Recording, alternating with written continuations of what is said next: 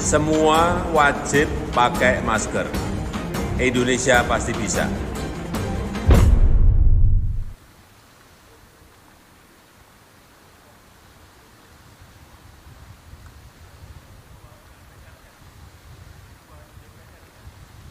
Ketua DPD RI memasuki ruang rapat paripurna.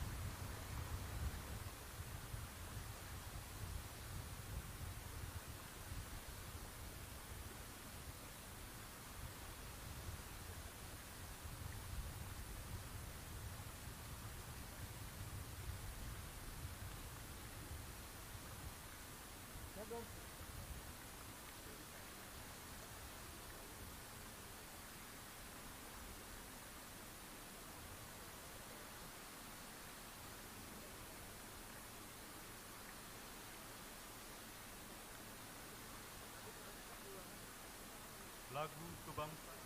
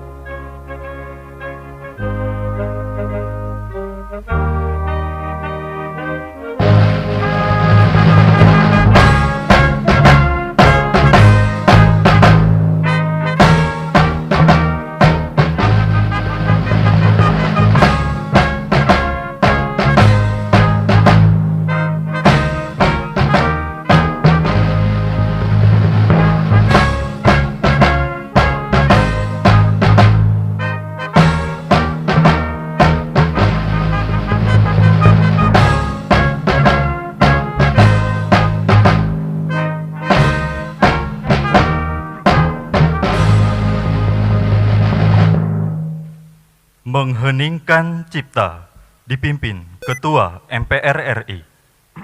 Bismillahirrahmanirrahim. Saudara-saudara sekalian, marilah sejenak kita menundukkan kepala. Seraya berdoa kehadirat Allah Subhanahu wa Ta'ala, Tuhan yang Maha Kuasa. Semoga para pahlawan bangsa yang telah mendahului kita mendapatkan tempat yang mulia di sisinya. Dan kepada kita semua selalu diberikan kesehatan, kekuatan untuk melanjutkan perjuangannya. Mengheningkan cipta, mulai.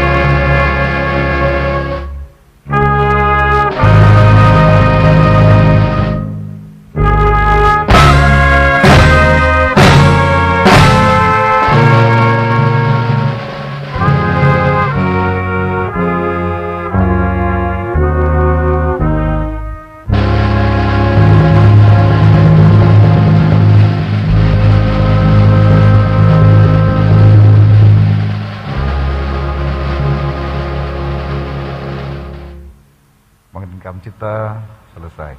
Hadirin disilahkan duduk kembali.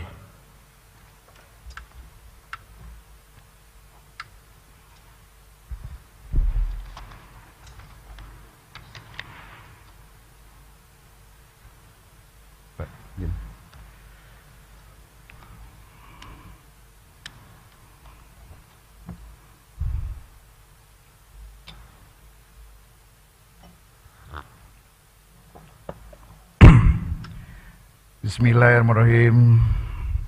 Assalamualaikum warahmatullahi wabarakatuh. Selamat pagi, salam sejahtera untuk kita semua. Om Swastiastu, Namo Buddhaya, salam kebajikan. Yang kami hormati Presiden Republik Indonesia Bapak Insinyur Haji Joko Widodo, Wakil Presiden Republik Indonesia Bapak Profesor Dr. Kiai Haji Ma'ruf Amin, Presiden Republik Indonesia kelima Ibu Profesor Dr. Honoris Causa Megawati Soekarno Putri, Presiden Republik Indonesia keenam Bapak Profesor Dr. Haji Susilo Bambang Yudhoyono, Wakil Presiden Republik Indonesia ke-6 Bapak Jenderal TNI Purnawirawan Tri Sutrisno, Bapak Wakil Presiden Republik Indonesia ke-9 Bapak Dr. Haji Hamzahas MA PSD, Wakil Presiden Republik Indonesia ke-10 dan ke-12 Bapak Dr. Andes HM Yusuf Kala, Wakil Presiden Republik Indonesia ke-11 Bapak Profesor Dr. Budiono, Ketua Dewan Perwakilan Rakyat Ibu Dr. Honoris Causa Puan Maharani, Ketua Dewan Perwakilan Daerah Bapak Lanyala Mahfud Mataliti, Ketua Badan Pemeriksa Keuangan Bapak Dr. Agung Firman Sampurna, Ketua Mahkamah Agung Bapak Profesor Dr. Haji Muhammad Sarifuddin, Ketua Mahkamah Konstitusi Bapak Dr. Anwar Usman, Ketua Komisi Yudisial Bapak Profesor Dr. Mukti Fajar Nur Dewata, para Wakil Ketua Majelis Perusahaan Rakyat, para pimpinan lembaga-lembaga negara, para Ketua Fraksi MPR dan kelompok DPD, Ketua Fraksi DPR, dan perwakilan subwilayah DPD, para anggota MPR yang hadir secara virtual, yang mulia para Duta Besar Negara Sahabat, para Menteri Kabinet Indonesia Maju, Panglima TNI dan Kapolri, seluruh masyarakat diaspora Indonesia, para insan pers, media cetak dan elektronik dalam dan luar negeri, para undangan serta teristimewa seluruh rakyat Indonesia yang berbahagia.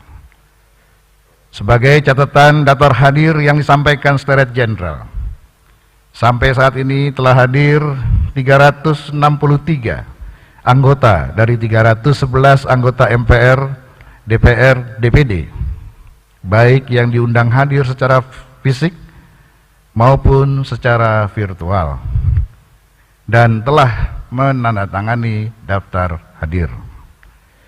Dengan demikian, berdasarkan ketentuan pasal 66 ayat 5 Peraturan Tata Tertib MPR dan pasal 281 ayat 1 dan pasal 254 ayat 5 Peraturan Tata Tertib DPR serta pasal 261 ayat 5 Peraturan Tata Tertib DPD, sidang telah memenuhi syarat untuk dibuka. Dengan mengucapkan Bismillahirrahmanirrahim, sidang paripurna dalam rangka sidang tahunan MPR dan sidang bersama DPR dan DPD dengan agenda mendengarkan pidato Presiden, penyampaian laporan kinerja lembaga-lembaga negara, dan peringatan Hari Ulang Tahun ke-76 Kemerdekaan Republik Indonesia kami buka dan dinyatakan terbuka untuk umum. Sidang majelis dan dewan, hadirin sekalian yang kami muliakan. Sebagai insan yang beriman, marilah kita senantiasa memanjatkan puji dan syukur kehadirat Allah Subhanahu wa Ta'ala, Tuhan yang Maha Esa, karena atas limpahan rahmat dan karunia-Nya kita semua diberikan kekuatan dan kesehatan untuk menjalankan tugas konstitusional kita masing-masing, melaksanakan pengabdian kita kepada masyarakat, bangsa, dan negara. Rasa syukur yang mendalam juga patut kita persembahkan di tengah keprihatinan bersama menghadapi pandemi COVID-19. Kita masih dapat melaksanakan agenda penting kenegaraan, yaitu sidang tahunan MPR dan sidang bersama DPR dan DPD untuk kedua kalinya yang dilaksanakan pada masa pandemi. Alhamdulillah, sidang tahunan MPR telah menjadi konvensi ketatanegaraan yang terus terpelihara dengan baik, serta memberikan warna tersendiri dalam kehidupan demokrasi dan ketatanegaraan kita. Menjadi forum untuk menegakkan kedaulatan rakyat, mengembangkan demokrasi sekaligus wahana untuk menumbuhkan kepercayaan masyarakat terhadap lembaga-lembaga negara sebagai pelaksana kedaulatan rakyat.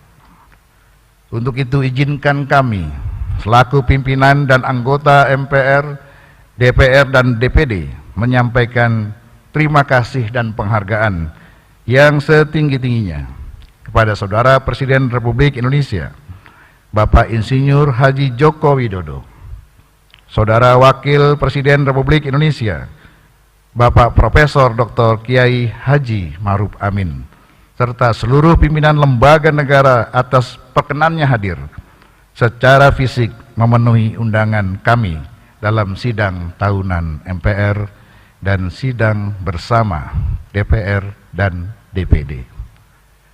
Ada burung di atas dahan, dahannya ada di pohon beringin. Saya ucapkan salam pembukaan kepada semua para hadirin.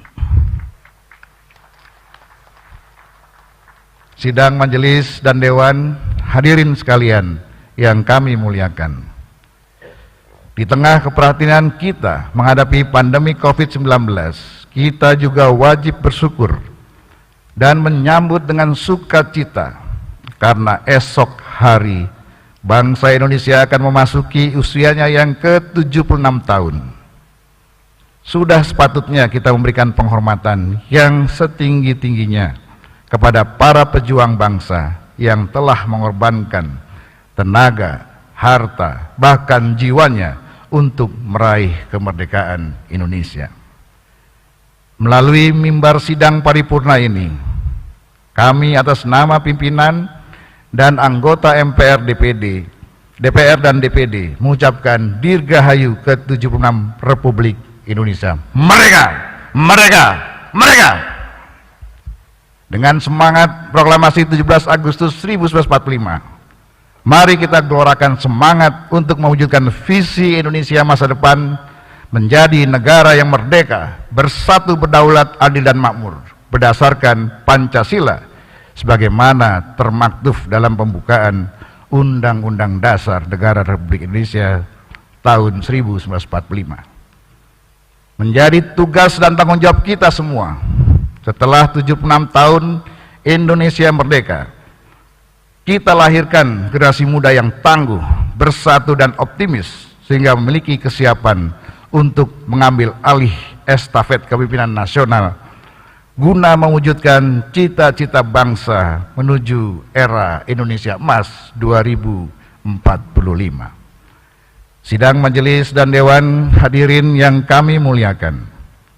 Meskipun sidang tahunan MPR pada hari ini dilaksanakan dengan penuh kesederhanaan, namun kami meyakini semangat kebangsaan kita mampu membangkitkan semangat para penyelenggara negara untuk terus bekerja dan berkinerja melaksanakan amanat rakyat sesuai dengan rambu-rambu konstitusional yang telah ditetapkan oleh Undang-Undang Dasar Negara Republik Indonesia tahun 1945. Sungguh dalam 2 tahun terakhir ini, dunia dan kita bangsa Indonesia tengah diuji dengan badai pandemi COVID-19 yang berdampak luas terhadap berbagai dimensi kehidupan bermasyarakat, berbangsa, dan bernegara. Tidak hanya masalah kesehatan manusia dan kemanusiaan, tetapi lebih luas lagi terasa dampaknya dalam dinamika dan stabilitas kehidupan ideologi, politik, ekonomi, sosial, dan budaya, bahkan dalam bidang pertahanan dan keamanan negara. Kita semua masyarakat Indonesia merasakan dampaknya, baik yang tinggal di perkotaan maupun di pedesaan, utamanya semakin melemahnya ketahanan ekonomi masyarakat akibat menurunnya pendapatan karena pemutusan hubungan kerja dan tidak adanya kesempatan atau lapangan kerja. Dampak lainnya adalah hilangnya kesempatan berusaha akibat terbatasnya aktivitas ekonomi masyarakat, modal, dan investasi untuk menopang perekonomian masyarakat, pengusaha kecil maupun menengah. Pandemi COVID-19 juga memaksa kita untuk beradaptasi dengan kebiasaan baru, belajar dan bekerja dari rumah, menjaga jarak, dan membiasakan diri dengan cara-cara baru, menjaga kesehatan yang juga berdampak terhadap merenggangnya kohesi sosial kita. Demikian pula di sektor pendidikan. Anak didik tidak dapat lagi melakukan pembelajaran dengan tatap muka, tetapi dengan pembelajaran jarak jauh yang mempengaruhi efektivitas dan proses belajar mengajar. Meskipun pembelajaran jarak jauh secara online juga berdampak positif terhadap kemampuan beradaptasi dalam pemanfaatan teknologi dan informasi, namun keterbatasan infrastruktur penunjang pendidikan jarak jauh akan menurunkan capaian kualitas belajar dan kelulusan siswa yang tidak hanya mengukur tingkat kecerdasan, tetapi pembentukan karakter anak didik kita. Belum lagi apabila pembelajaran jarak jauh itu dihadapkan pada ketimpangan ketersediaan infrastruktur antar wilayah, juga mengakibatkan sistem pendidikan nasional yang ada belum mampu secara efektif menjadi sarana untuk mewujudkan proses pembelajaran. Oleh karena itu, terhadap upaya-upaya pemerintah melalui sejumlah paket kebijakan dalam mengatasi pandemi COVID-19 beserta dampaknya, kami sangat mendukung sepenuhnya. Relokasi APBN dan Program Pemulihan Nasional atau PEN dalam bentuk program perlindungan sosial dengan beragam skema dan saluran, refocusing, anggaran kesehatan, realokasi, dukungan UMKM dan koperasi, bantuan langsung tunai dana desa, insentif usaha, serta potongan tarif listrik PLN adalah langkah kebijakan yang tepat untuk menangani dampak ekonomi dan sosial akibat pandemi COVID-19.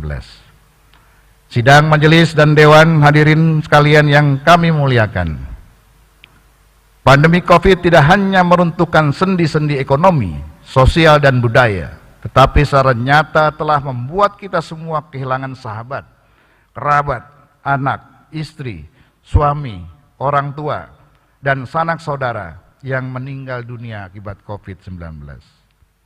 Oleh karena itu, kami menghimbau kepada seluruh masyarakat untuk terus meningkatkan disiplin protokol kesehatan, menjaga jarak, membatasi interaksi, serta melakukan vaksinisasi untuk mencegah dan menurunkan tingkat persebaran, tingkat fatalitas, dan kematian akibat COVID-19.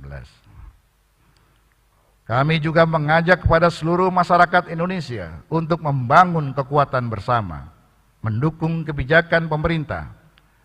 Tidak ada lagi pengambilan paksa jenazah yang terkonfirmasi COVID-19. Tidak ada lagi pemalsuan sertifikat vaksin dan tes swab PCR. Tidak ada lagi penimbunan obat, oksigen, dan peralatan kesehatan lainnya. Serta tidak ada lagi narasi-narasi kontraproduktif yang mengganggu keprihatinan dan fokus kita bersama dalam menangani pandemi COVID-19. Untuk itu, kami atas nama pimpinan dan anggota MPR menyampaikan apresiasi yang setinggi-tingginya kepada pemerintah atas kerja keras, langkah dan kebijakan yang cepat dan tepat dalam rangka pelindungan terhadap seluruh warga Indonesia sebagai bagian dari pemenuhan hak-hak konstitusional seluruh warga negara Indonesia. Secara khusus, kami juga menyampaikan apresiasi kepada Satuan Tugas Penanganan COVID-19, serta para tenaga kesehatan dan relawan, jajaran Tentara Nasional Indonesia dan Kepolisian Negara Republik Indonesia, serta pihak lainnya yang telah berkontribusi dalam upaya pengendalian dan penanganan COVID-19. Apresiasi yang sama juga kami sampaikan kepada seluruh entitas masyarakat Indonesia yang telah bergotong royong membantu penanganan pandemi COVID-19 melalui gerakan solidaritas, kepedulian sosial, baik secara individu maupun kelompok.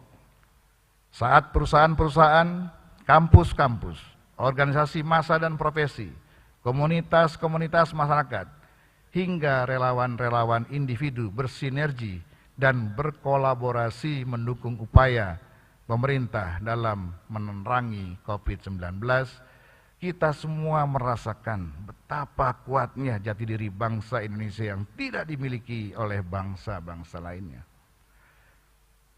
Sungguh kami sampaikan kepada Bapak Presiden bahwa sudah sepatutnya kita bangga memiliki keindonesiaan, memiliki pondasi-pondasi moral dan jati diri bangsa yang kokoh, sehingga berbagai permasalahan bangsa dapat dihadapi dengan penuh optimisme dan kekuatan bersama.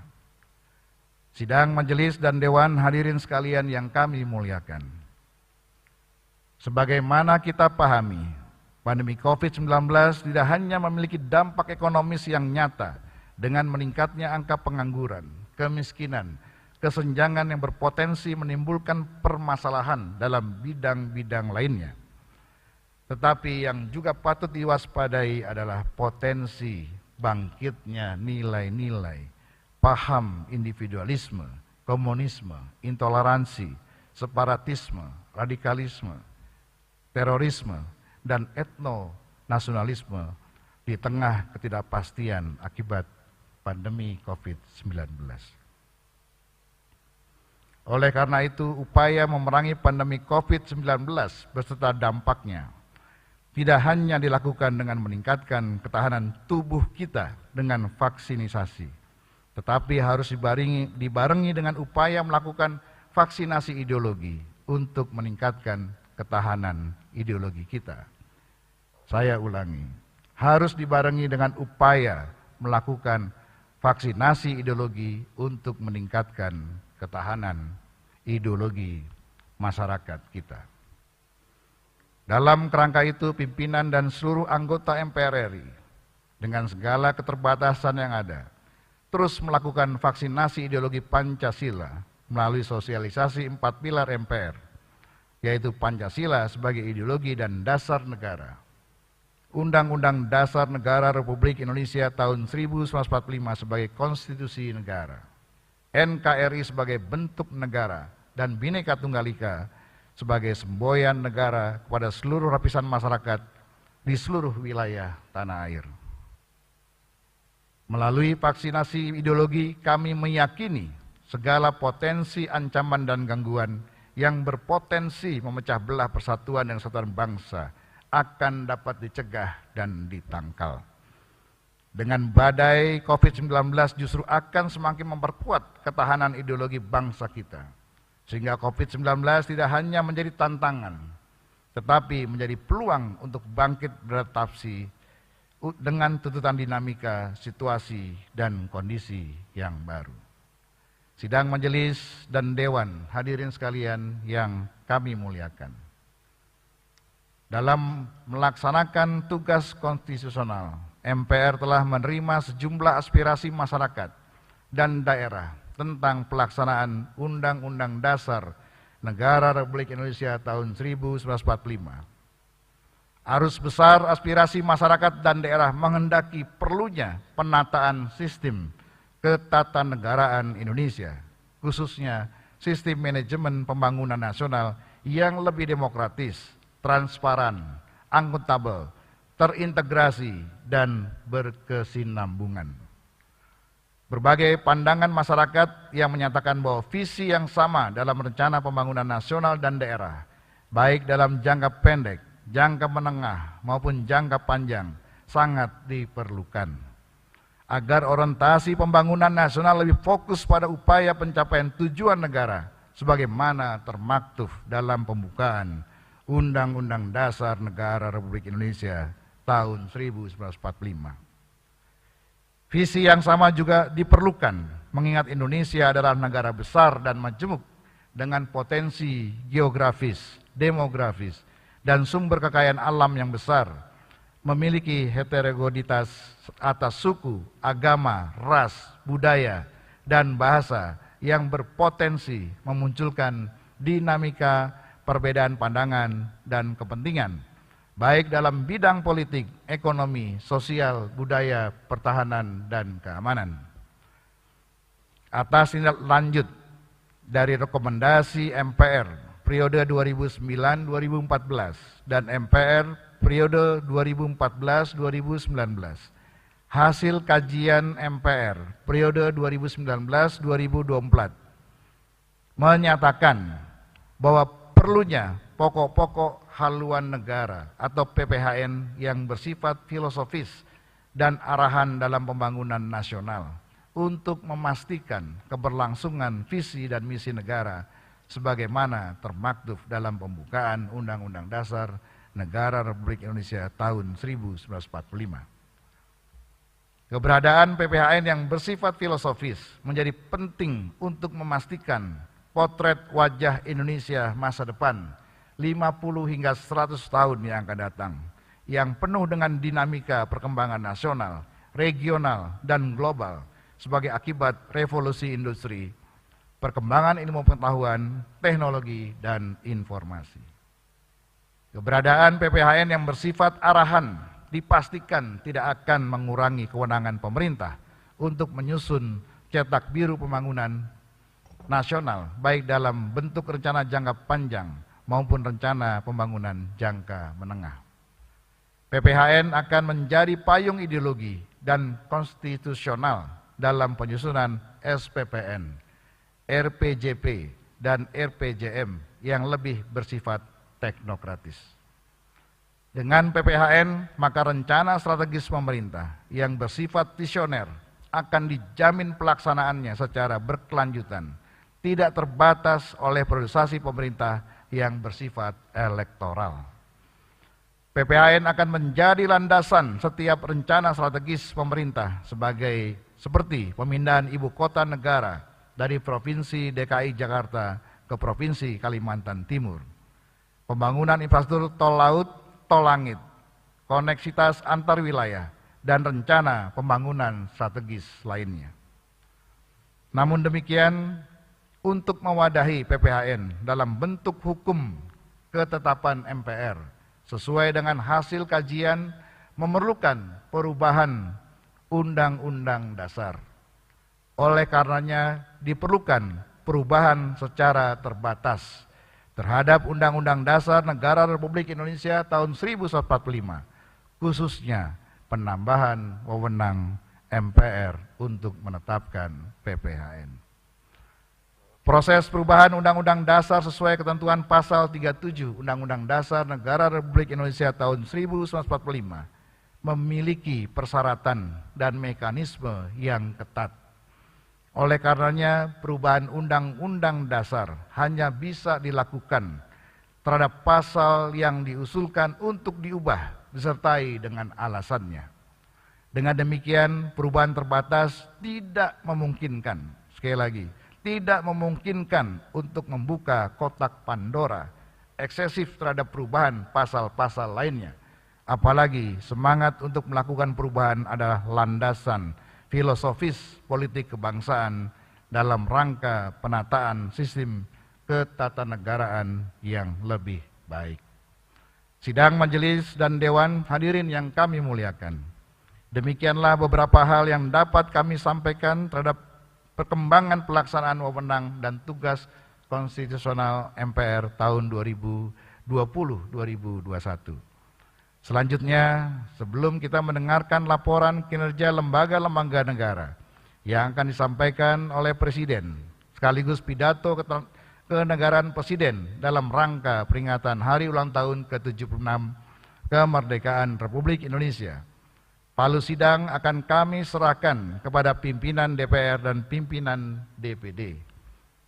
Ketua DPD, Saudara Lanyala Mahfud Mataliti, akan melanjutkan persidangan sampai ditutupnya sidang tahunan MPR dan sidang bersama DPR dan DPD. Dengan mengucapkan syukur alhamdulillah, izinkan kami mengakhiri pengantar sidang tahunan MPR ini dengan bait-bait pantun. Duduk di pantai sambil memandang laut, terlihat nelayan sambil menjala ikan. Agar Indonesia sukses menyongsong masa depan, sudah waktunya pokok-pokok haluan negara kita tetapkan. Agustus bulan kemerdekaan, vaksinasi ideologi menjadi kekuatan.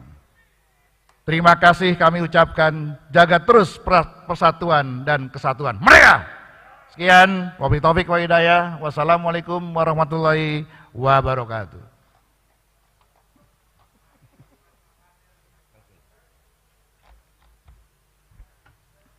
Terima kasih kami sampaikan kepada Ketua MPR RI, palu sidang telah kami terima dan sidang kami lanjutkan. Saudara Presiden, Saudara Wakil Presiden, dan sidang Dewan yang kami muliakan, sidang bersama DPR RI dan DPD RI kali ini sedikit berbeda karena dilaksanakan dengan kombinasi kehadiran fisik terbatas dan kehadiran secara virtual, mengingat pandemi COVID-19 masih melanda negeri ini yang kita cintai ini. Tetapi kami yakin sidang bersama ini dapat tetap terlaksana tanpa mengurangi kualitas materi, terutama penyampaian pidato Presiden Republik Indonesia tentang laporan kinerja lembaga-lembaga negara dan pidato Presiden dalam rangka Hari Ulang Tahun ke-76 Kemerdekaan Republik Indonesia. Mewakili DPD RI dan DPR RI, kami mengucapkan selamat memperingati Hari Ulang Tahun ke-76 Kemerdekaan Republik Indonesia. Dirgahayu Indonesia. Semoga bangsa Indonesia senantiasa mendapat rahmat dan karunia dari Allah Subhanahu wa Ta'ala, Tuhan yang Maha Esa. Marilah kita merenungkan dan meresapi tema Hari Ulang Tahun Kemerdekaan tahun ini, yaitu Indonesia Tangguh, Indonesia Tumbuh. Sebab kata tangguh dalam Kamus Bahasa Indonesia berarti sulit dikalahkan atau kuat sekali. Sedangkan kata tumbuh berarti bertambah besar atau sempurna. Ini tentu tidak main-main karena kita harus mampu mewujudkan apa yang sudah kita canangkan sehingga tidak berhenti sebagai slogan dan tema tahunan saja.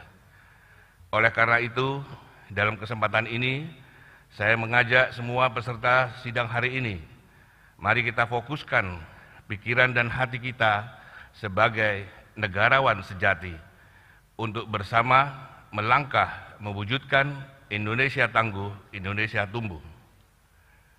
Saudara Presiden, Saudara Wakil Presiden, dan sidang Dewan yang kami muliakan, kami memberikan apresiasi atas semua upaya dan langkah yang telah dilakukan pemerintah dalam menangani pandemi COVID-19 selama ini. Tentu tidak mudah menangani di sektor kesehatan dengan menjaga keseimbangan di sektor ekonomi. Oleh karena itu, kami tidak setuju dengan pendapat yang mengatakan bahwa negara telah gagal dalam menangani pandemi ini. Bahwa ada kekurangan memang harus diakui. Kami juga memberi apresiasi atas kerja keras di sektor pemulihan ekonomi nasional, di mana Indonesia mampu meningkatkan laju pertumbuhan ekonomi di tengah pandemi, meskipun masih didominasi belanja konsumsi yang juga ditopang government spending dan momentum Ramadan serta Idul Fitri dan Idul Adha.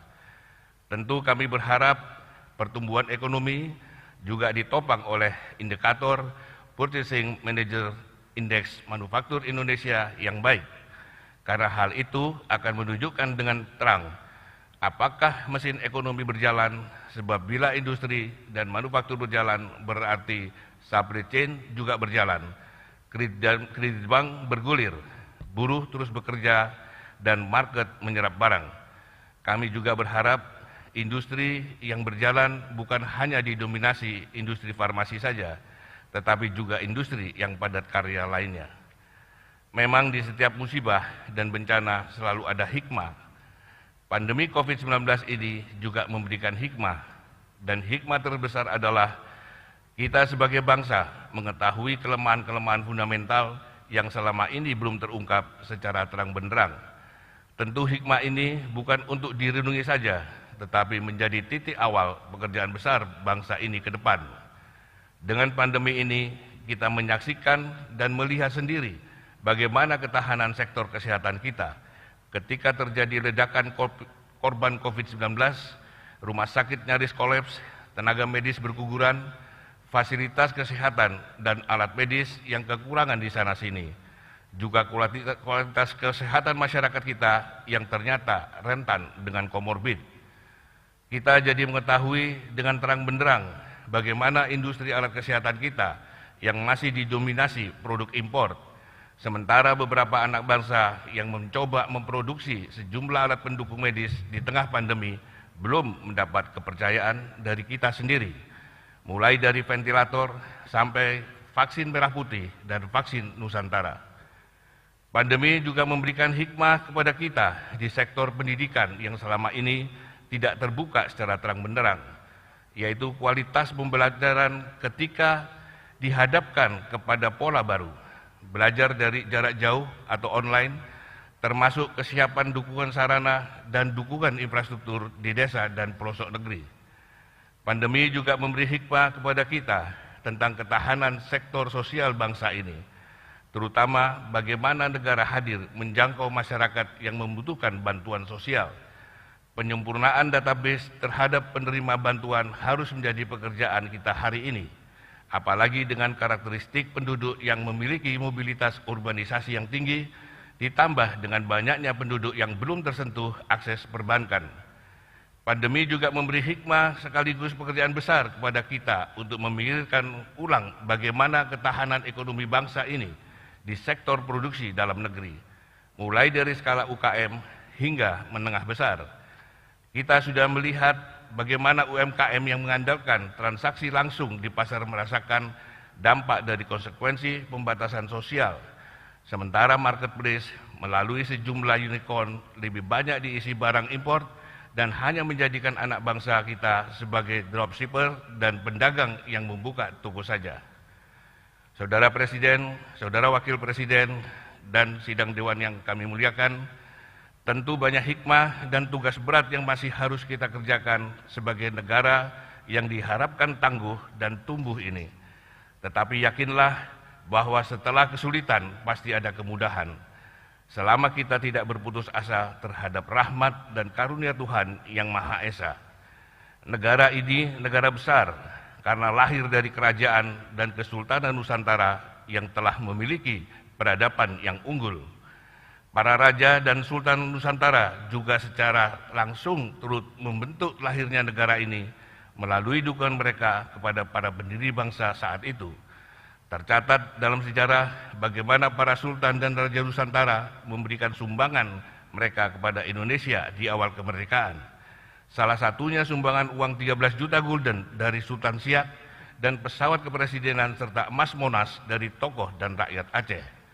Demikian juga sumbangsih para tokoh pejuang kemerdekaan yang terdiri dari tokoh pergerakan, militer, ulama, dan agamawan, hingga kaum terdidik dan cendekiawan yang telah menyumbangkan pikiran jernih mereka dalam sidang BPU PKI dan PPKI dalam menyiapkan kemerdekaan Indonesia, yang kemudian menghasilkan karya agung bangsa ini, yaitu Pancasila dan Undang-Undang Dasar 1945. Karena itu, tidak mengherankan bila Presiden Soekarno mengingatkan kita semua agar jangan sekali-sekali meninggalkan sejarah. Karena sejarah bangsa ini tangguh, kita mewarisi negara besar, negara yang seharusnya mampu memakmurkan rakyatnya dan mewujudkan keadilan sosial bagi seluruh rakyat Indonesia. Karena Indonesia adalah bangsa yang dicita-citakan sebagai negara kesejahteraan yang beragama, oleh karena itu dalam konstitusi di pasal 29 ayat 1 disebutkan bahwa negara berdasar atas ketuhanan yang Maha Esa. Sehingga konsekuensinya dalam mengatur kehidupan rakyatnya, negara harus berpegang pada kosmologi dan spirit ketuhanan, sehingga kebijakan yang dibuat perlu diletakkan dalam kerangka etis dan moral agama, termasuk menjauhi dan menghindari perilaku koruptif. Sehingga tidak heran bila semua pejabat dan pemangku kekuasaan disumpah dengan menyebut nama Tuhan sesuai agamanya. Oleh karena itu, marilah kita melihat dan merasakan suasana kebatinan para pendiri bangsa ini yang telah merumuskan tujuan hakiki dari lahirnya bangsa ini, seperti termaktub dalam pembukaan Undang-Undang Dasar kita, dengan bertanya kepada diri kita sendiri, apakah perjalanan bangsa ini semakin menuju cita-cita para pendiri bangsa? Saudara Presiden, Saudara Wakil Presiden, dan sidang Dewan yang kami muliakan, krisis global yang dipicu pandemi COVID-19 juga melahirkan peluang-peluang baru, imajinasi-imajinasi baru, dan pemikiran-pemikiran baru untuk membangun kehidupan baru yang dibayangkan bisa menghindari terjadinya krisis serupa di masa depan. Karena setiap krisis besar biasanya melahirkan revolusi pemikiran untuk menjawab perubahan, dan setiap negara yang memasuki transisi menuju era baru sering ditandai dengan perubahan konstitusi, seperti dilakukan Indonesia di tahun 1999 hingga 2002 silam, ketika Indonesia menuju sistem politik yang diharapkan lebih demokratis. Hari ini sudah 19 tahun sejak amandemen konstitusi dilakukan oleh bangsa ini, dan sekarang kita pun menuju dan akan memasuki era baru pasca pandemi COVID-19 yang diikuti dengan era disruptif di hampir semua lini. Dunia dengan tatanan baru perlu dijawab dengan kesiapan kita secara fundamental, dengan menentukan arah kemandirian dan kedaulatan bangsa sebagai bagian kesiapan kita menyongsong perubahan global dan tata dunia baru. Apalagi ada ancaman bencana di depan mata, yaitu perubahan iklim global. Maka sangat penting bagi kita sebagai bangsa yang besar dan tangguh memiliki arah kebijakan yang kita sepakati bersama antara eksekutif dan legislatif. Oleh karena itu, DPD RI mendukung adanya pokok-pokok haluan negara atau PPHN dalam konstitusi kita. Karena melalui PPHN kita harus mampu merumuskan kedaulatan energi, kemandirian pangan, ketahanan sektor kesehatan, sosial, ekonomi, dan pertahanan keamanan bangsa yang besar ini, termasuk kesejahteraan dan kemakmuran daerah di seluruh Indonesia. Kita harus memastikan energi baru terbarukan menjadi prioritas, termasuk keberanian kita sebagai bangsa besar untuk memanfaatkan nuklir sebagai pembangkit energi yang relatif lebih murah. Kemandirian pangan mutlak harus menjadi solusi yang harus kita wujudkan dengan bonus iklim negara tropis yang berada di lintasan khatulistiwa dengan sumber daya hutan, daratan, dan laut yang melimpah. Karena ancaman perang masa depan adalah perebutan sumber daya pangan dan air bersih. Oleh karena itu, negara harus memastikan industri-industri hulu yang dulu dibangun di era Orde Lama dan Orde Baru tidak boleh dibiarkan mati hanya karena sudah tidak efisien lagi dibanding impor.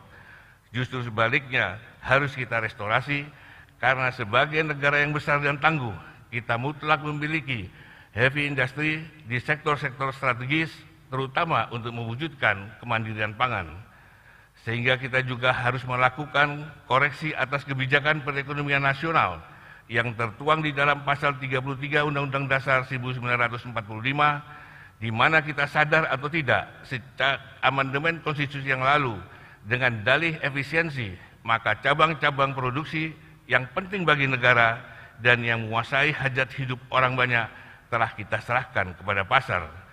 Padahal Bapak Koperasi kita, Muhammad Hatta, telah meletakkan kerangka besar perekonomian nasional dengan pendekatan koperasi yang harus dimaknai sebagai cara atau sarana untuk berhimpun dengan tujuan untuk memiliki secara bersama-sama alat industri atau sarana produksi. Sehingga para anggota koperasi sama persis dengan para pemegang saham di lantai bursa. Bedanya jika pemegang saham di lantai bursa bisa siapapun termasuk orang asing, maka koperasi hanya dimiliki oleh warga negara Indonesia. Oleh karena itu, pemerintah harus kita dukung untuk bersama-sama menemukan peta jalan menuju kesiapan kita sebagai bangsa yang tangguh dalam menyongsong era perubahan global atau tata dunia baru yang tidak lama lagi akan terjadi. Setiap negara pasti berjuang untuk melindungi dan memastikan kepentingan rakyat dan warga negaranya terjamin. Dan kami percaya Presiden Joko Widodo dan Wakil Presiden Kiai Haji Ma'ruf Amin mempunyai niat untuk itu.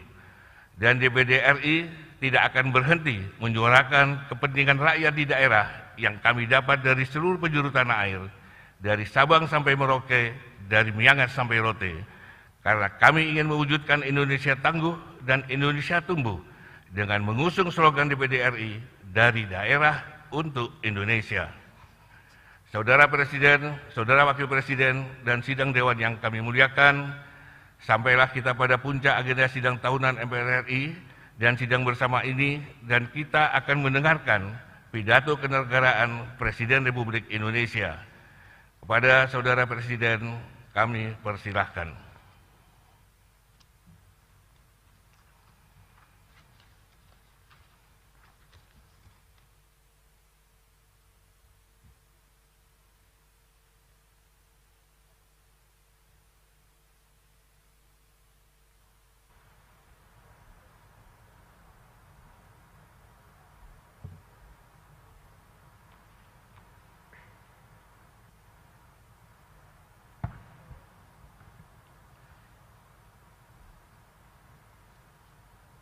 Bismillahirrahmanirrahim.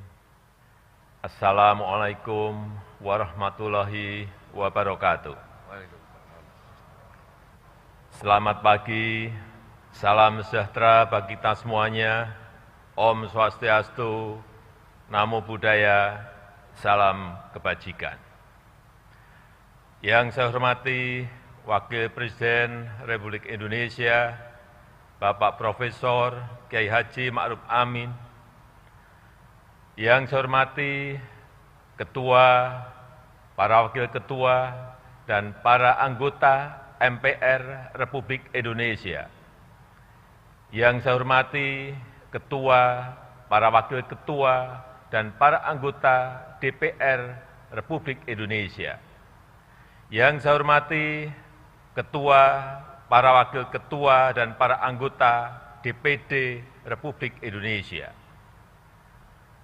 Yang saya hormati Ketua, para Wakil Ketua, dan para anggota lembaga-lembaga negara. Yang saya hormati Ibu Hajah Megawati Soekarno Putri, Presiden Republik Indonesia kelima. Yang saya hormati Bapak Susilo Bambang Yudhoyono, Presiden Republik Indonesia ke-6. Yang saya hormati Bapak Tri Sutrisno dan Bapak Hamzahas. Yang saya hormati Bapak Muhammad Yusuf Kalla beserta Ibu Mufidah Yusuf Kalla. Yang saya hormati Bapak Budiono beserta Ibu Herawati Budiono.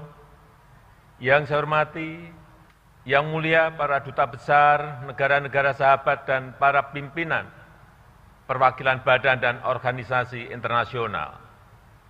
yang saya hormati para Menteri Kabinet Indonesia Maju, serta Panglima TNI dan Kapolri, yang saya hormati para Ketua Umum partai-partai politik, yang saya hormati hadirin saudara-saudara sebangsa dan setanah air. Krisis, resesi, dan pandemi itu seperti api. Kalau kita bisa hindari, kalau bisa kita hindari. Tetapi jika hal itu tetap terjadi, banyak hal yang bisa kita pelajari. Api memang membakar, tetapi juga sekaligus menerangi. Kalau terkendali, dia menginspirasi dan memotivasi. Dia menyakitkan, tetapi sekaligus juga bisa menguatkan. Kita ingin pandemi ini menerangi kita untuk mawas diri, memperbaiki diri, dan menguatkan diri kita dalam menghadapi tantangan masa depan. Pandemi ini seperti kawah candra di muka, yang menguji, yang mengajarkan, dan sekaligus mengasah. Pandemi memberikan beban yang berat kepada kita, beban yang penuh dengan risiko-risiko, dan memaksa kita untuk menghadapi dan mengelolanya. Semua pilar kehidupan kita diuji, semua pilar kekuatan kita diasah. Ketabahan, kesabaran, ketahanan, kebersamaan, kepandaian, dan kecepatan kita, semuanya diuji dan sekaligus diasah. Ujian dan asahan menjadi dua sisi mata uang yang tidak terpisahkan. Bukan hanya beban yang diberikan kepada kita, tetapi kesempatan untuk memperbaiki diri juga diajarkan kepada kita. Tatkala ujian itu terasa semakin berat, asahannya juga semakin meningkat. Itulah proses menjadi bangsa yang tahan banting, yang kokoh, dan yang mampu memenangkan gelombang pertandingan. Bapak, Ibu, dan saudara-saudara sebangsa dan setanah air. Perjalanan sejarah bangsa Indonesia telah melalui etapa-etapa ujian yang berat. Alhamdulillah, kita berhasil melampauinya. Kemerdekaan Republik Indonesia bukan diperoleh dari pemberian ataupun hadiah, tetapi kita rebut melalui perjuangan di semua medan. Perang rakyat, perang gerilya, dan diplomasi di semua lini dikerahkan, dan buahnya membuat Indonesia sebagai bangsa yang merdeka. Resesi dan krisis yang datang bertubi-tubi dalam perjalanan setelah Indonesia merdeka juga berhasil kita lampaui. Setiap ujian memperkokoh pondasi sosial, pondasi politik, dan pondasi ekonomi bangsa Indonesia. Setiap etapa memberikan pembelajaran dan sekaligus juga membawa perbaikan dalam kehidupan kita. Pandemi COVID-19 telah memacu kita untuk berubah, mengembangkan cara-cara baru, meninggalkan kebiasaan-kebiasaan lama yang tidak relevan, dan menerobos ketidakmungkinan. Kita dipaksa untuk membangun normalitas baru dan melakukan hal-hal yang dianggap tabu selama ini.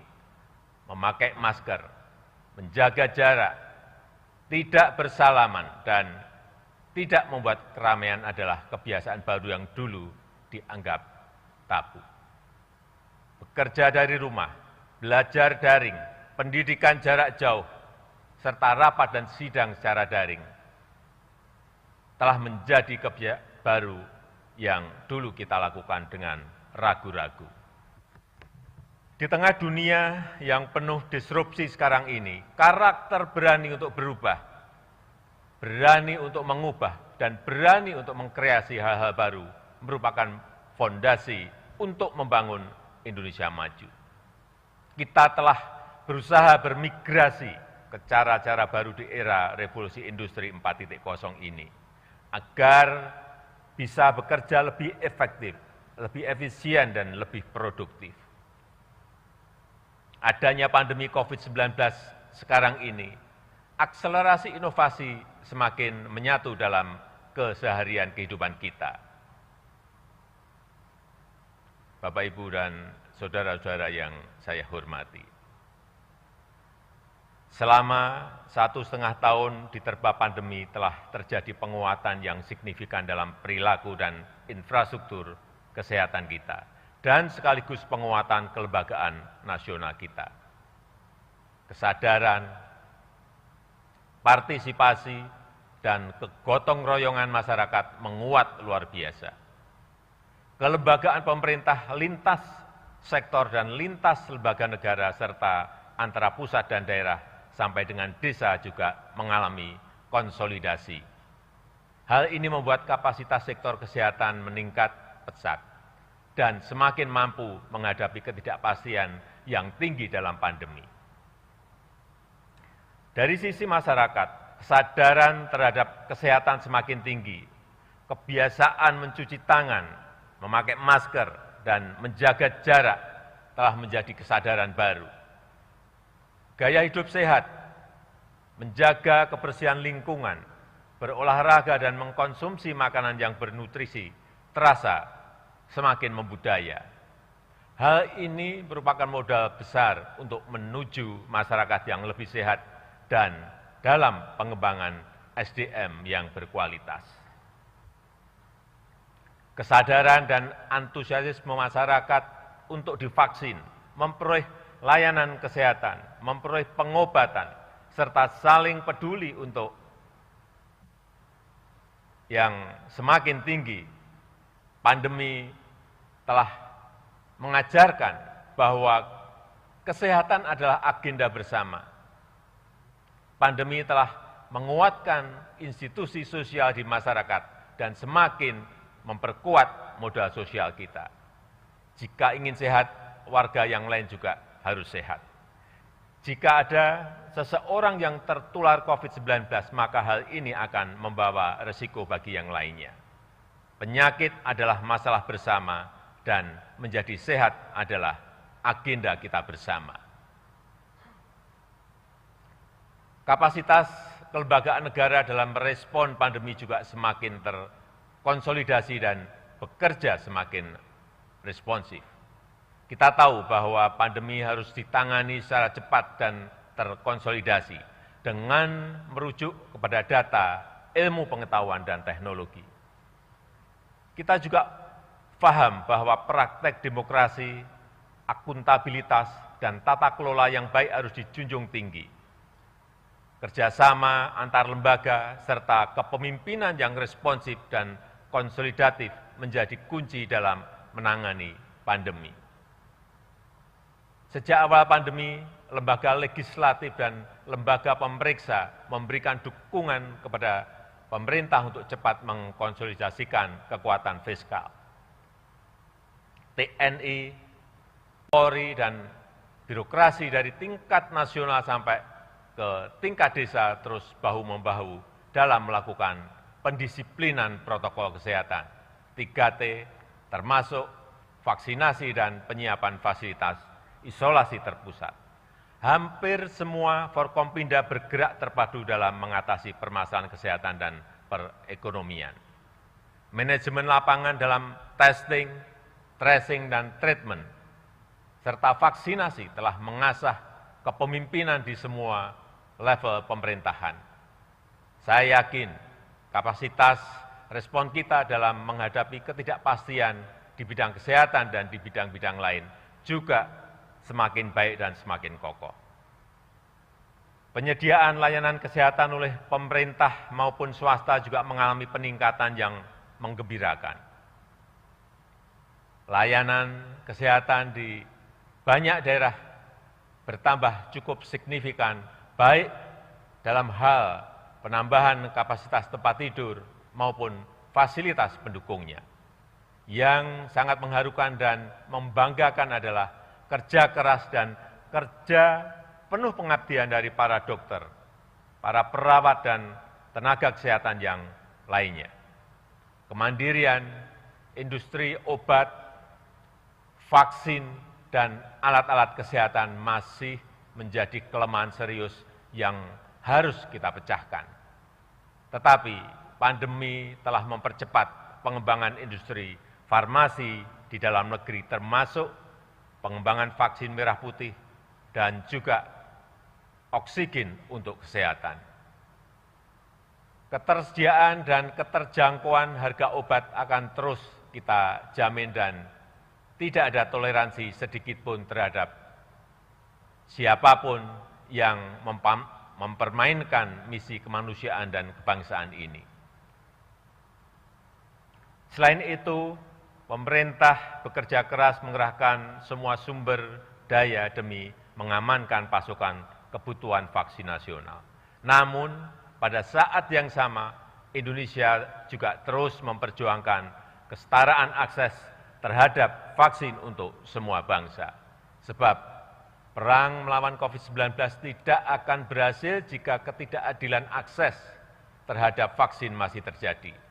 Melalui diplomasi vaksin inilah kita telah menunjukkan kepada dunia bahwa Indonesia berperan aktif untuk ikut melaksanakan ketertiban dunia yang berdasarkan kemerdekaan, perdamaian abadi, dan keadilan sosial. Bapak, Ibu, dan saudara-saudara yang saya muliakan, walaupun kita sangat berkonsentrasi dalam menangani permasalahan kesehatan, tetapi perhatian terhadap agenda-agenda besar menuju Indonesia maju tidak berkurang sedikit pun. Pengembangan SDM berkualitas tetap menjadi prioritas. Penyelesaian pembangunan infrastruktur yang memurahkan logistik untuk membangun dari pinggiran dan mempersatukan Indonesia terus diupayakan. Reformasi struktural dalam rangka memperkuat pembangunan ekonomi yang inklusif dan berkelanjutan tetap menjadi agenda utama. Pandemi telah mengajarkan kepada kita untuk mencari titik keseimbangan antara gas dan rem, keseimbangan antara kepentingan kesehatan dan kepentingan perekonomian. Dalam mengambil keputusan, pemerintah harus terus merujuk pada data, serta kepada ilmu pengetahuan dan teknologi terbaru. Pemerintah harus tanggap terhadap perubahan keadaan dari hari ke hari secara cermat. Tujuan dan arah kebijakan tetap dipegang secara konsisten, tetapi strategi dan manajemen lapangan harus dinamis, menyesuaikan permasalahan dan tantangan. Pengetatan dan pelonggaran mobilitas masyarakat misalnya harus dilakukan paling lama setiap minggu dengan merujuk pada data-data terkini. Mungkin hal ini sering dibaca sebagai kebijakan yang berubah-ubah atau sering dibaca sebagai kebijakan yang tidak konsisten. Justru itulah yang harus kita lakukan untuk menemukan kombinasi terbaik antara kepentingan kesehatan dan kepentingan perekonomian masyarakat. Karena virusnya yang selalu berubah dan bermutasi, maka penanganannya pun juga harus berubah sesuai dengan tantangan yang dihadapi. Pengetatan mobilitas yang tidak bisa dihindari ini membuat pemerintah harus memberikan bantuan sosial yang lebih banyak dibanding pada situasi normal. Program Keluarga Harapan PKH, kartu sembako, diskon listrik, subsidi gaji, bantuan produktif usaha mikro, bantuan sosial tunai, BLT dana desa, dan program kartu prakerja juga terus ditingkatkan. Subsidi kuota internet untuk daerah-daerah PPKM juga semaksimal mungkin diberikan kepada tenaga kependidikan, murid, mahasiswa, guru, dan dosen. Yang lebih utama dan merupakan solusi perekonomian yang berkelanjutan, pemerintah memastikan agar masyarakat bisa memperoleh pekerjaan yang layak dan mendongkrak perekonomian nasional. Pandemi memang telah banyak menghambat laju pertumbuhan ekonomi, tetapi pandemi tidak boleh menghambat proses reformasi struktural perekonomian kita.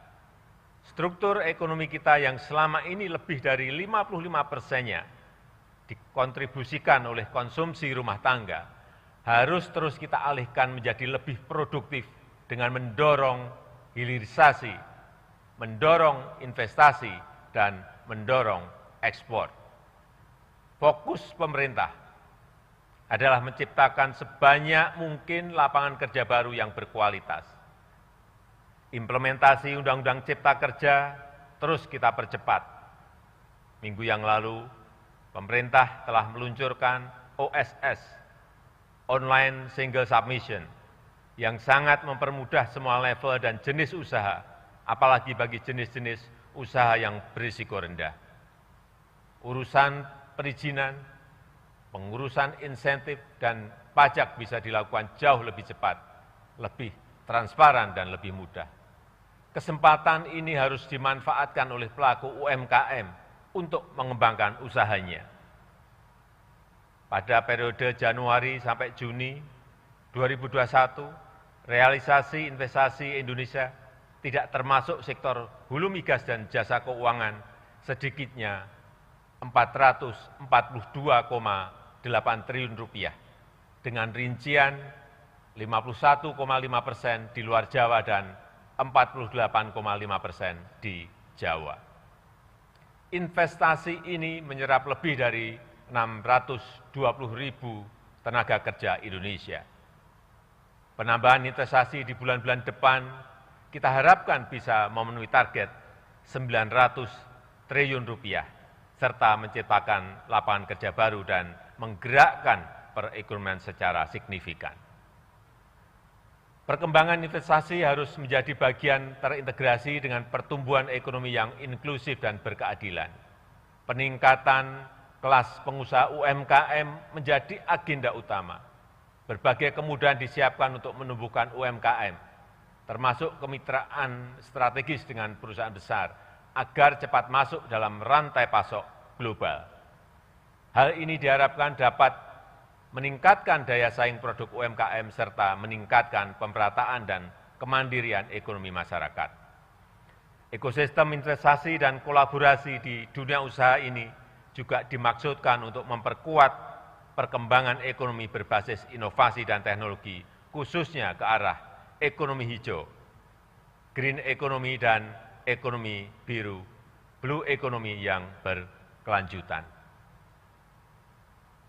Perkembangan sektor pangan terus kita upayakan untuk membangun kemandirian pangan, transformasi menuju energi baru terbarukan, serta akselerasi ekonomi berbasis teknologi hijau akan menjadi perubahan penting dalam ekonomi kita. Konsolidasi kekuatan riset nasional terus diupayakan agar sejalan dengan agenda pembangunan nasional. Sinergi dunia pendidikan dengan industri dan pengembangan kewirausahaan terus dipercepat melalui program Merdeka Belajar. Hal ini diharapkan mengakselerasi kualitas SDM nasional sekaligus meningkatkan daya saing industri dan produk dalam negeri. Perluasan akses pasar bagi produk-produk dalam negeri menjadi perhatian serius pemerintah. Program Bangga Buatan Indonesia terus kita gencarkan sembari meningkatkan daya saing produk lokal dalam kompetisi global. Pemerintah terus mendorong pengembangan ekosistem ekonomi digital untuk meningkatkan produktivitas masyarakat. Digitalisasi UMKM yang masuk ke aplikasi perdagangan elektronik, e-commerce, dan lokapasar jumlahnya terus bertambah. Sampai Agustus tahun ini, sudah lebih dari 14 juta UMKM atau 22% dari total UMKM yang sudah bergabung dengan aplikasi perdagangan elektronik e-commerce. Partisipasi dalam ekonomi digital ini sangat penting karena potensinya yang sangat besar dan mempermudah UMKM untuk masuk ke rantai pasok global. Tahun 2020 nilai transaksi perdagangan digital Indonesia mencapai lebih dari 253 triliun rupiah. Nilai ini diperkirakan akan meningkat menjadi 330,7 triliun rupiah di tahun 2021. Bapak, Ibu, dan saudara-saudara sebangsa dan setanah air, pandemi COVID-19 juga memberikan hikmah kepada bangsa Indonesia bahwa krisis menuntut konsolidasi kekuatan negara untuk melayani rakyat, meningkatkan kesejahteraan masyarakat, dan meraih Indonesia maju yang kita cita-citakan. Dukungan semua pihak, utamanya lembaga-lembaga negara, menempati posisi sentral. Kerja cerdas dan sinergitas antar lembaga negara menjadi salah satu kunci utama untuk bisa gesit merespon perubahan yang terjadi di masa mendatang. Keseimbangan dan saling kontrol antar lembaga negara sangatlah penting dalam sistem ketatanegaraan kita. Tetapi kerjasama, sinergi, serta kerelaan untuk berbagi beban dan tanggung jawab justru lebih utama dalam menghadapi pandemi ini. Saya mengucapkan terima kasih yang sebesar-besarnya kepada lembaga-lembaga negara, juga kepada Bank Indonesia, Otoritas Jasa Keuangan, Lembaga Penjamin Simpanan, Komisi Pemberantasan Korupsi, dan Ombudsman Republik Indonesia, termasuk Komisi Pemilihan Umum dan Badan Pengawas Pemilihan Umum atas dukungannya yang konsisten dan produktif selama ini. Saya mengapresiasi para anggota MPR RI dengan program 4 pilarnya yang terus konsisten memperkokoh ideologi Pancasila, Undang-Undang Dasar 1945, NKRI, dan Bhinneka Tunggal Ika. Agenda MPR untuk mengkaji substansi dan bentuk hukum pokok-pokok haluan negara juga perlu diapresiasi untuk melandasi pembangunan Indonesia yang berkelanjutan lintas kepemimpinan. Menghadapi pandemi yang membutuhkan penanganan yang luar biasa, DPR RI bersama pemerintah juga telah bekerja keras dan bersinergi untuk membangun fondasi hukum bagi penanganan COVID-19. Selain penanganan masalah kesehatan, DPR bersama pemerintah berhasil menyelesaikan Undang-Undang Cipta Kerja yang merupakan Omnibus Law pertama di Indonesia yang menjadi pilar utama reformasi struktural di negara kita. Selain itu, dengan berbagai macam inovasi, DPR terus melakukan penjaringan aspirasi masyarakat dan menjalankan pengawasan terhadap pelaksanaan program-program pemerintah. DPD RI juga terlibat aktif dalam pembahasan rancangan undang-undang, termasuk terkait dengan kebijakan anggaran, serta melakukan pengawasan, utamanya terhadap pelayanan publik dan pelaksanaan undang-undang tentang desa. Peran ini memberikan kontribusi dalam ketepatan penanganan pandemi dan sekaligus dalam perbaikan kelembagaan pemerintah daerah ke depan. Di tengah kebutuhan pemerintah untuk bertindak cepat menyelamatkan masyarakat dari pandemi, peran pemeriksaan yang dilakukan oleh BPK RI juga telah dilakukan beberapa penyesuaian. Situasi pandemi bukan situasi normal dan tidak bisa diperiksa dengan standar situasi normal. Yang utama adalah menyelamatkan rakyat. Menyelamatkan rakyat adalah hukum tertinggi dalam bernegara. Inovasi BPK untuk mewujudkan akuntabilitas untuk semua di negara kita patut untuk dihargai. Saya mengapresiasi upaya-upaya BPK untuk memberikan informasi temuan pemeriksaan agar ditindaklanjuti oleh pemerintah, baik di pusat maupun di daerah.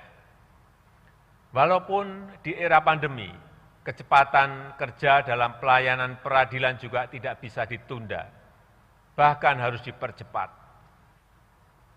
Proses administrasi dan persidangan perkara di Mahkamah Agung secara elektronik telah mampu mempercepat penanganan perkara. Bahkan dengan adanya aplikasi peradilan elektronik e-court telah mempermudah dan meningkatkan jumlah perkara yang dibawa ke pengadilan. Demikian pula halnya dengan Mahkamah Konstitusi yang juga menggelar persidangan melalui daring. Munculnya banyak permohonan keadilan yang terkait dengan undang-undang dan juga perkara pilkada telah membuat MK mampu menyelesaikan perkara tepat waktu. Keberadaan sistem peradilan berbasis elektronik telah memfasilitasi terselenggaranya layanan publik secara cepat, transparan, dan akuntabel. Komisi Yudisial juga harus tetap produktif di era pandemi, baik dalam seleksi calon hakim agung, menangani laporan masyarakat, pemantauan perkara persidangan, serta pelanggaran kode etik hakim. Dengan kerja keras dan inovasi yang dilakukan, KAY telah berhasil meningkatkan kinerjanya di tengah pandemi COVID-19 ini. Bapak, Ibu, dan saudara-saudara sekalian yang saya hormati, pandemi telah mengingatkan kepada kita untuk peduli kepada sesama. Penyakit yang diderita oleh seseorang akan menjadi penyakit bagi semuanya. Penyelesaian pribadi tidak akan pernah menjadi solusi. Penyelesaian bersama menjadi satu-satunya cara. Dengan budaya yang selalu saling peduli dan saling berbagi, masalah yang berat ini bisa lebih mudah diselesaikan. Mari kita pegang teguh nilai-nilai toleransi, Bhinneka Tunggal Ika, gotong royong, dan Pancasila dalam bermasyarakat, berbangsa, dan bernegara. Kita lewati ujian pandemi dan ujian-ujian lain setelah ini dengan usaha yang teguh, disertai dengan doa pengharapan yang tulus. Kita jaga kesehatan kita, disiplin diri dalam protokol kesehatan, serta saling menjaga dan saling membantu. Tidak ada orang yang bisa aman dari ancaman COVID-19 selama masih ada yang menderitanya. Saya menyadari adanya kepenatan, kejenuhan, kelelahan, kesedihan, dan kesusahan selama pandemi COVID-19 ini. Saya juga menyadari begitu banyak kritikan kepada pemerintah, terutama terhadap hal-hal yang belum bisa kita selesaikan. Kritik yang membangun itu sangat penting dan selalu kita jawab dengan pemenuhan tanggung jawab sebagaimana yang diharapkan rakyat. Terima kasih untuk seluruh anak bangsa yang telah menjadi bagian dari warga negara yang aktif dan terus ikut membangun budaya demokrasi. Indonesia tangguh, Indonesia tumbuh, yang menjadi semboyan bulan kemerdekaan pada tahun ini hanya bisa diraih dengan sikap terbuka dan siap berubah menghadapi dunia yang penuh disrupsi. Indonesia tangguh, Indonesia tumbuh hanya bisa dicapai jika kita semua bahu-membahu dan saling bergandeng tangan dalam satu tujuan. Kita harus tangguh dalam menghadapi pandemi dan berbagi ujian yang akan kita hadapi. Dan kita harus terus tumbuh dalam menggapai cita-cita bangsa. Semoga Allah SWT, Tuhan yang Maha Kuasa, senantiasa meridhoi dan mempermudah upaya bangsa Indonesia dalam meraih Indonesia maju yang kita cita-citakan. Dirgahayu Republik Indonesia, Dirgahayu Negeri Pancasila, merdeka!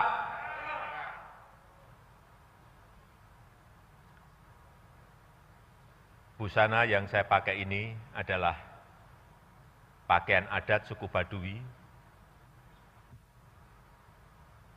Saya suka karena desainnya yang sederhana, simpel, dan nyaman dipakai.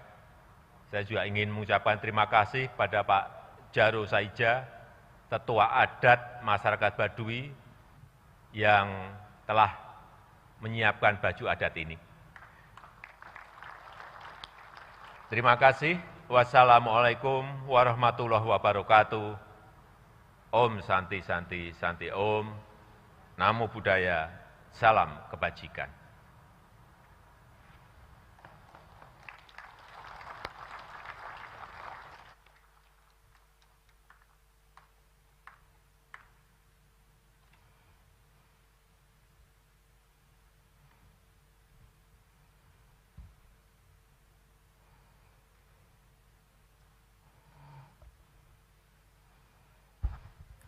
Terima kasih kepada Saudara Presiden yang telah menyampaikan pidato kenegaraan dalam rangka penyampaian laporan kinerja lembaga-lembaga negara dan pidato kenegaraan dalam rangka hari ulang tahun ke-76 kemerdekaan Republik Indonesia.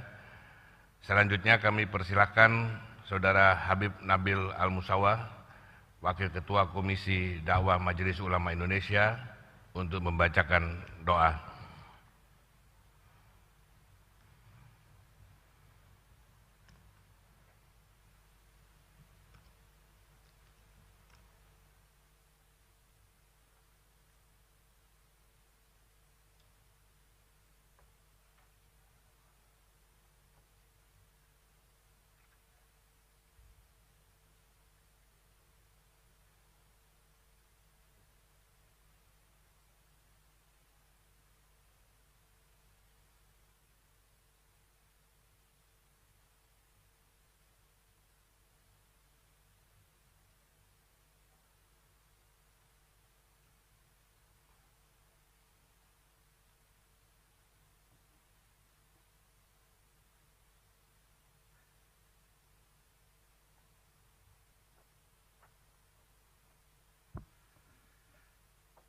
Bismillahirrahmanirrahim. Assalamualaikum warahmatullahi wabarakatuh.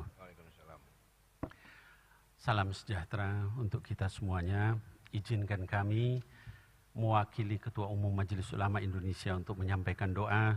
Namun sebelum itu, izinkan kami juga untuk mengajak kita semua membacakan Fatihah untuk Ketua Umum Majelis Ulama Indonesia yang terkena kecelakaan 3 hari yang lalu. Mudah-mudahan Allah Subhanahu wa taala menyembuhkan Kiai Haji Miftahul Akhyar dan juga seluruh masyarakat dan rakyat kita yang terkena Covid. Ala hadhihi niyyah wa likulli niyatin salihah wa ila hadratin Nabi Muhammadin sallallahu alaihi wasallam bisirril Fatihah. A'udzu billahi minasyaitonir rajim. Bismillahirrahmanirrahim. Alhamdulillahirabbil alamin. Arrahmanir rahim. Maliki yaumiddin. Iyyaka na'budu wa iyyaka nasta'in. Ihdinas siratal mustaqim.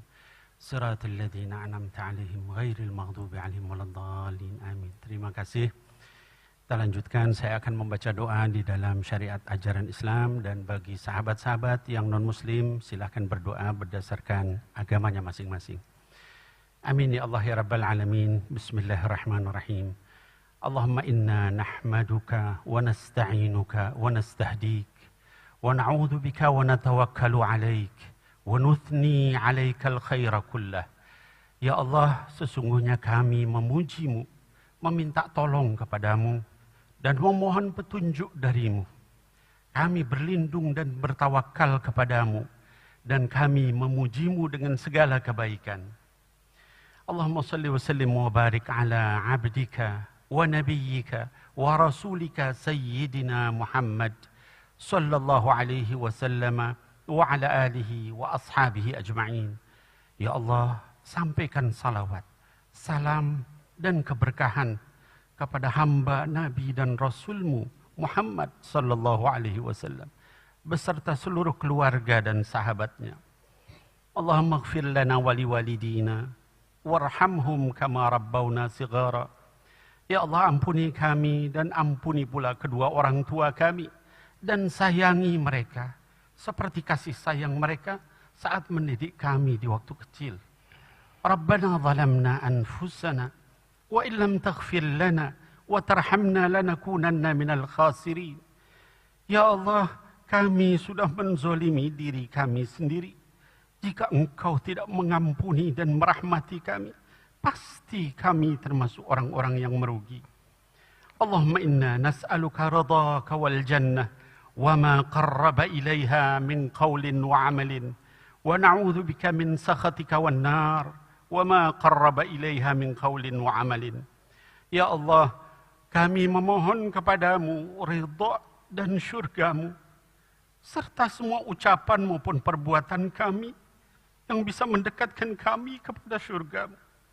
Dan kami berlindung kepadamu, ya Allah, dari murka dan nerakamu, serta semua ucapan maupun perbuatan kami yang bisa mendekatkan kami kepada neraka itu.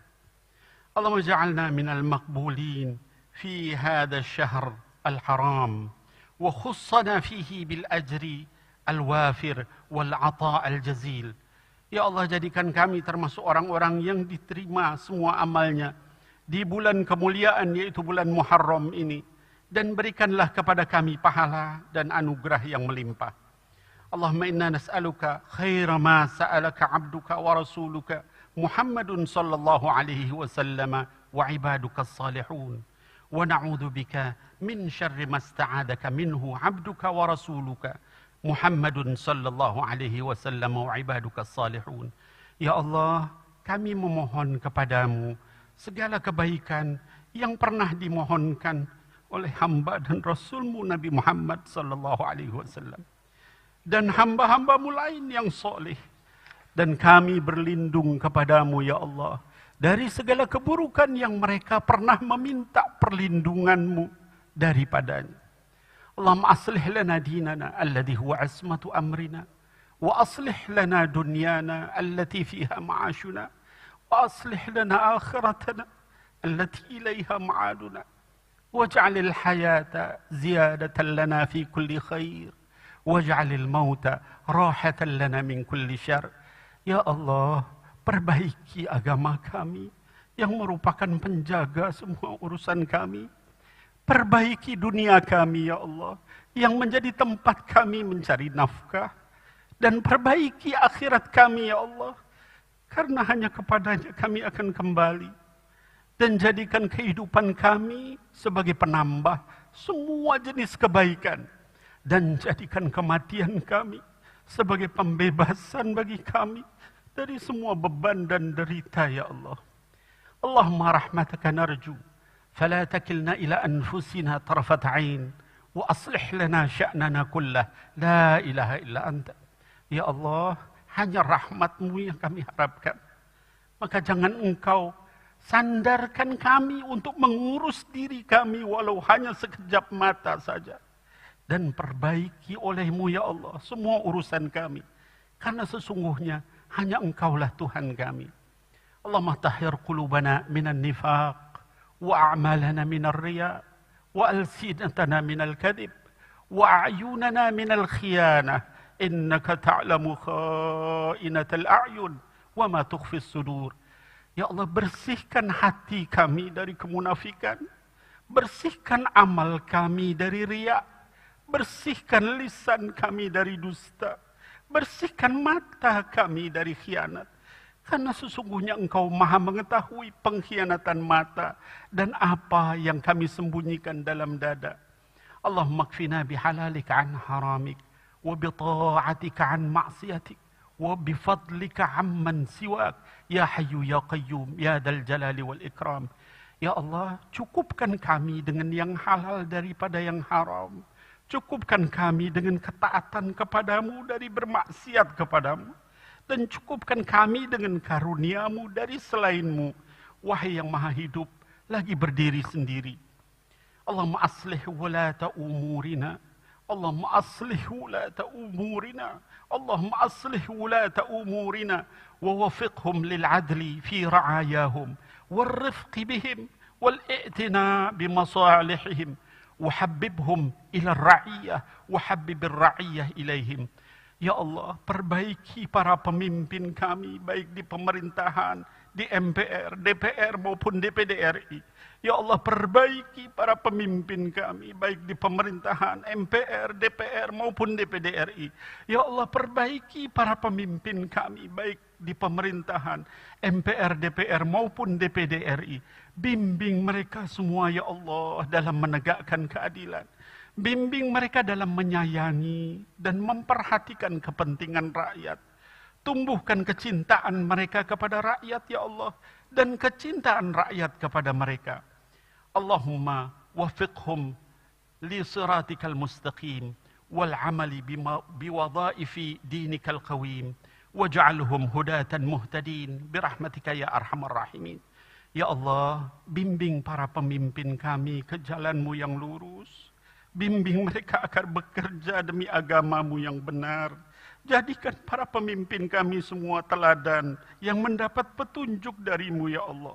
Dengan rahmat-Mu, wahai Zat yang Maha Penyayang. Allahumma aslih ahwala ra'iyyatana wa biladana wa arkhis as'arahum wa aminhum fi awtanihim. Ya Allah, ya Tuhan kami, berikan kepada rakyat kami di negeri kami dalam hari ulang tahun yang ke-76 ini, perbaiki keadaan mereka, ya Allah. Murahkan harga-harga kebutuhan hidup mereka dan jadikan mereka aman sentosa di tanah air mereka ini. Allah maghfir lil muslimina wal muslimat wal mu'minina wal mu'minat wa kulla ra'iyatana ra'iyatan Indonesia wa alif baina qulubihim wa aslih dhata bainihim واهدهم سبل السلام وأخرجهم من الظلمات إلى النور وبارك لهم في أسماعهم وأبصارهم وأزواجهم وذرياتهم ما أبقيتهم واجعلهم شاكرين لنعمك مثنين بها عليك وأتمها عليهم برحمتك يا أرحم الراحمين وإنهاء لهذا الوباء. Ya Allah, ampuni kaum muslimin dan muslimat, mukminin dan mukminat, serta semua rakyat kami, rakyat Indonesia. Eratkan di antara hati mereka semua. Perbaiki hubungan sesama mereka. Tunjukkan mereka ke jalan keselamatan. Keluarkan mereka dari berbagai kegelapan menuju cahaya. Berkahi pendengaran, penglihatan, pasangan, keturunan mereka selama hidup mereka. Dan jadikan mereka orang yang mensyukuri seluruh nikmat-Mu, memuji hanya karena-Mu, dan sempurnakan nikmat itu untuk mereka, dan akhiri pandemi COVID-19 di negeri kami ini, ya Allah. Rabbana la tuzigh qulubana ba'da idh hadaitana wa hab lana min ladunka rahmah innaka antal wahhab. Ya Allah, jangan Engkau jadikan hati kami condong kepada kesesatan sesudah Engkau berikan petunjuk kepada kami. Karuniakan kepada kami rahmat dari sisi-Mu, sesungguhnya Engkau Maha Pemberi karunia. Wa sallallahu ala sayyidina Muhammadin wa ala alihi wa sahbihi ajma'in. Subhana rabbika rabbil izzati amma yasifun wa salamun ala al-mursalin walhamdulillahi rabbil alamin.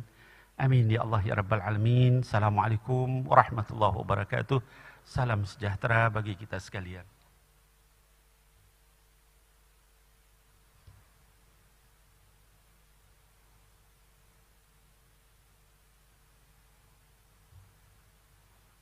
Terima kasih kepada Saudara Habib Nabil Al-Musawa yang telah membacakan doa. Semoga Allah Subhanahu wa Ta'ala, Tuhan yang Maha Kuasa, mengabulkan doa dan harapan kita bersama. Amin ya rabbal alamin. Saudara Presiden, Saudara Wakil Presiden, dan sidang Dewan yang kami muliakan, dengan selesainya membaca doa tadi, maka selesai sudah seluruh rangkaian acara sidang tahunan MPR RI dan sidang bersama DPR RI dan DPD RI hari ini. Terima kasih kami sampaikan kepada Bapak, Ibu, Saudara sekalian yang telah hadir secara fisik dan secara virtual dalam mengikuti sidang tahunan MPR RI dan sidang bersama ini. Sebelum menutup sidang, izinkan saya membacakan penggalan lirik lagu karya Iwan Fals yang berjudul Bangunlah Putra Putri Ibu Pertiwi. Terbanglah Garudaku, singkirkan kutu-kutu di sayapmu, berkibarlah benderaku, singkirkan benalu di tiangmu, Jangan ragu dan jangan malu. Tunjukkan pada dunia bahwa sebenarnya kita mampu. Dengan mengucapkan Alhamdulillahirabbil alamin, sidang tahunan MPR RI dan sidang bersama DPR RI dan DPD RI kami tutup. Wallahu muwaffiq illa maqtumit thoriq. Wassalamualaikum warahmatullahi wabarakatuh. Salam sejahtera untuk kita semua. Santi Santi Santi Namo Buddhaya. Salam kebajikan. Hadirin dimohon berdiri.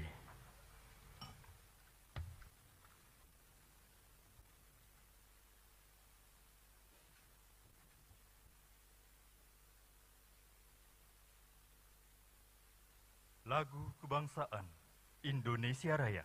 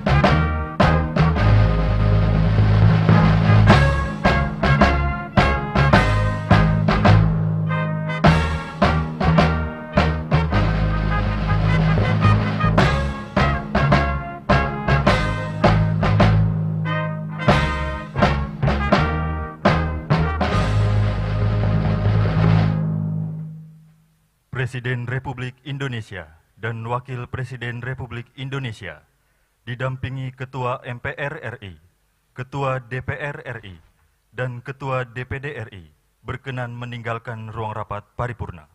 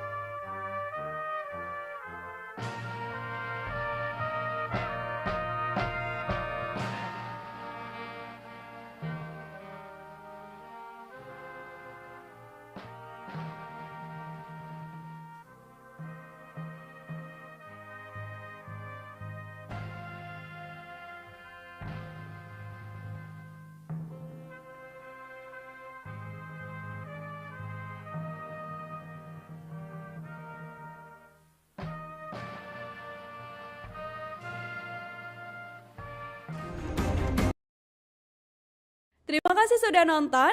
Jangan lupa like, subscribe, dan share ya.